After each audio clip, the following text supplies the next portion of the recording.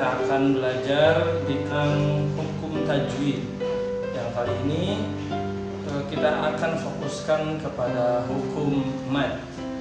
Perlu kita ketahui sebelumnya, kita harus mengetahui apa itu tajwid menurut bahasa dan menurut istilah. Menurut lughah atau menurut bahasa, tajwid itu adalah tahsin, yakni memperbaiki. Apa yang diperbaiki? Bacaan Al-Quran kita. Adapun menurut istilah, tajwid itu adalah mengeluarkan setiap huruf dari tempat keluarnya makharijul huruf, kemudian serta memberi hak-haknya, hak-hak huruf seperti apa? Jelaskah hurufnya atau kuatkah hurufnya atau lemah, adapun sifat-sifat hurufnya. Apa itu? Contoh di sini kita akan lihat makharijul huruf. Apakah kita keluarkan huruf tersebut dengan tebal, tipis, jahar, isti'la ataupun istifal, yang insya Allah nanti kita akan bahas satu persatu di dalam bab pertemuan ini. Kemudian menurut hukumnya, hukum bacaannya. Yang kedua, yang pertama adalah izhar, idgham, iqlab, ikhfa, qalqalah dan gunnah. Ini termasuk daripada kaitan pembelajaran kita pada hari ini, yakni hukum tajwid. Adapun yang akan kita bahas terlebih dahulu, karena materi kelas 9 sekarang adalah tentang mad, maka kita akan fokuskan bacaan kita dalam memperbaiki panjang pendek bacaan kita. Ini sudah kita bahas di kelas 8 dan kelas 7 ya, tentang qalqalah, tentang gunnah, kemudian izhar, idgham. Oke, adapun sumber dan asal muasal ilmu tajwid. Tadi kita sudah membahas tentang apa itu hukum tajwid, apa itu ilmu tajwid menurut bahasa dan istilah. Nah, sekarang sumber dan asal muasal hukum daripada ilmu tajwid. Tentu asal dari sumber ya, dan sumber hukum ilmu tajwid itu dari Al-Qur'an dan As-Sunnah atau hadis Nabi Muhammad SAW. Yang kaitannya ya, tidak boleh keluar dari koridor dari bacaan Rasulullah SAW ya, serta para sahabat. Kemudian sahabat mendengar dari Rasulullah membaca Al-Quran, kemudian tabi'in mendengar bagaimana sahabat membaca Al-Quran, sampai tabi'in beliau semua mendengar bacaan Al-Quran ya, terus sanadnya bersambung sampai ke kita. Nah, itulah bacaan-bacaan yang diajarkan oleh ulama-ulama kita. Adapun nanti banyaknya perbedaan-perbedaan bacaan dalam dialek Al-Quran itu sudah dirumuskan oleh ulama-ulama Al-Quran, yakni di dalam qiraah. Ada disebut dengan qiraatus sab'ah, atau dalam satu riwayat dikatakan qiraatul asyirah. Ada yang 10, ada yang 7 qiraat. Adapun di sini yang harus kita bahas adalah sumber dan asal muasal hukum tajwid itu menurut namanya. Di situ dijelaskan ya, lihat di buku kalian. Sedangkan tajwidnya sendiri itu ada dua, yaitu yang pertama syafawi amali. Yang pertama syafawi amali dan yang kedua adalah nazari ilmi. Syafawi amali adalah bacaan Al-Quran yang bagus yang diambil dari orang yang ahli dalam membaca Al-Quran, dari mulai sahabat, kemudian tabi'in, kemudian didengar oleh ulama-ulama kita ya, dan kita belajar dari nama tersebut, mengambil dari orang-orang ahli dalam membaca Al-Quran. Maksud syekh-syekh yang memang bacaan Al-Qurannya sudah mumpuni ya, mereka sudah paham bagaimana ilmu tajwidnya, ilmu makharijul hurufnya dengan baik. Nah, itu kita belajar dari ya, ulama-ulama, orang-orang yang ahli dalam membaca.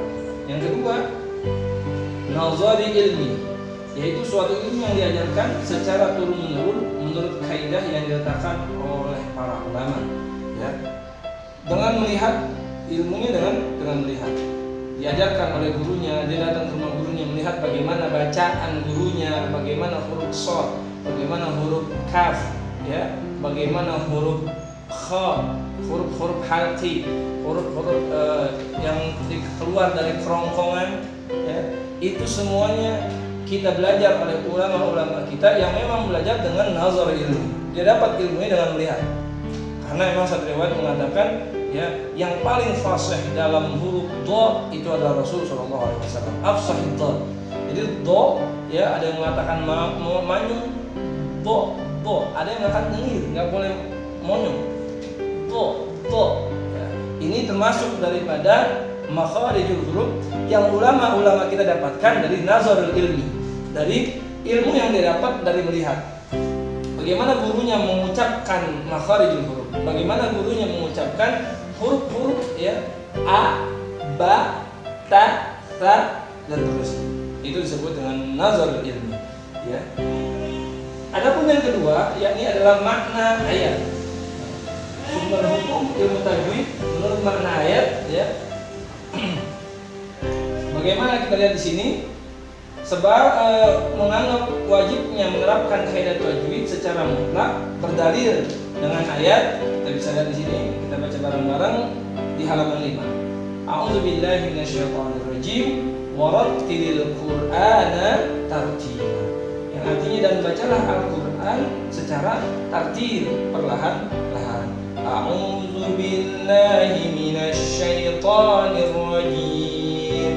Bismillahirrahmanirrahim. Tartil, secara tartil.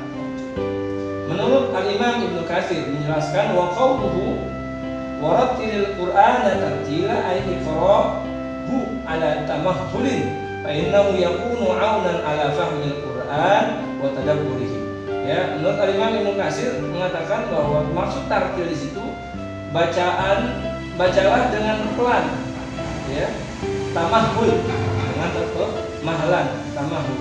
Karena itu bisa membantu untuk memahami, ya. Fa innahu yakunu 'aunan, membantu kita untuk lebih bisa menghayati, bisa mentadabburi, bisa memahami daripada ayat-ayat Al-Qur'an. Ar-Rahman, pelan, tartil, ya, sambil kita hayati.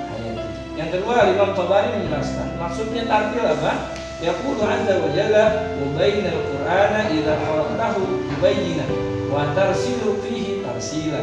Kata Imam Tabari dalam kitab tafsirnya Imam Tabari, beliau menjelaskan bahwa maksud tartil adalah memperjelas jika engkau membaca Al-Qur'an dan bacalah dengan tarassul, pelan-pelan dan hati-hati, sehingga bacaannya jelas.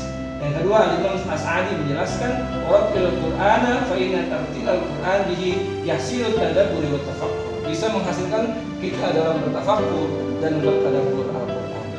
Adapun di halaman 5 kita lihat di sini.